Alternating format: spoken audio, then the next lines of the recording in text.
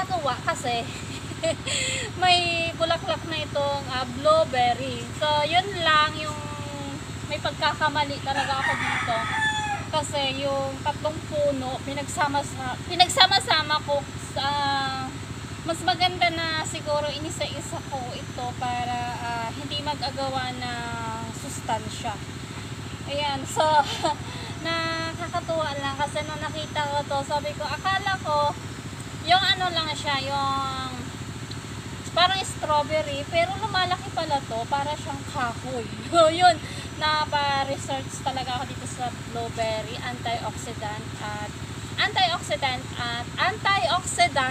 vitamin vitamin C. So ito yung kagandahan sa blueberry, yun. Dahil nga na pa-research talaga ako kung anong klase ito, kung lumalaki. So lumalaki nga, parang puno. So yun talaga yung ano, yung mali ko dito sa pagtanim. Nilagay ko lang talaga dito sa drum na sira. Kaya yun, pero okay naman siya kasi nabulaklak naman. So yun, marami naman yung mga bulaklak, kasi mas maganda talaga na sa lupa siguro diretso. So